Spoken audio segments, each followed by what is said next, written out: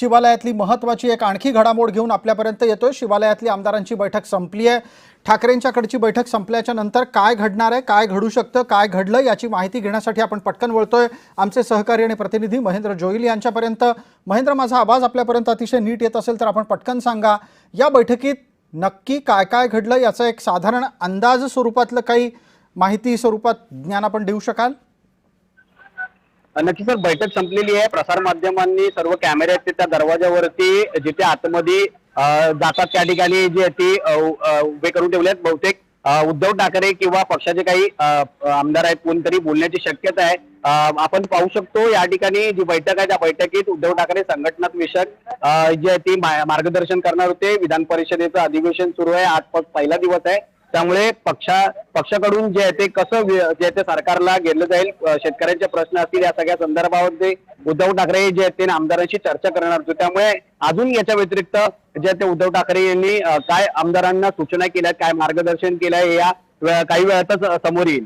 प्रसाद sir. बिलकुल महेंद्र, एक आणखी मुद्दा असा उपस्थित राहतो। थोड्या वेळापूर्वी आपण ही माहिती दिलीत की तीन आमदार ठाकरेंचे आलेले नाहीत। ते तीन आमदार कोण आहेत जे आजच्या बैठकीला पोहोचले नाहीत? अधिवेशन चालू असून सुद्धा ठाकरेंचे 3 आमदार गैरहजर राहतात पक्षप्रमुखांनी बोलवलेल्या बैठकीला, याकडे कसं पाहायला हवं महेंद्र?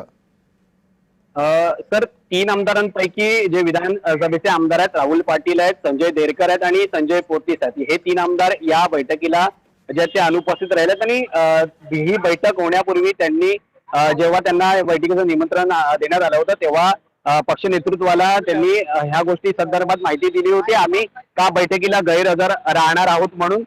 त्यामुळे राहुल पाटील हे परिषदेच्या कामामुळे जे ते परभणीत येतात आणि ते या बैठकीला सहभाग घेऊ शकले नाहीत। आणि त्याचबरोबर संजय देरकर आहेत, त्यांच्या गावी एक पालखीचा कार्यक्रम असतो, धार्मिक कार्यक्रम असतो, त्या कार्यक्रमामध्ये ते आहेत। आणि सुनील शिंदे सध्या त्यांच्या गावी असल्यामुळे ते येणार नाहीयेत। मंगळवारपासून सुनील शिंदे कामकाजामध्ये सहभागी होतील असं त्यांनी पक्ष नेतृत्वाला कळवले होतं। आजच्या बैठकीला हे 3 आमदार जे आहेत ते गैरहजर राहिल्याचं सांगितलं जातंय। ठीक आहे महेंद्र, या सगळ्या तपशिलासाठी धन्यवाद।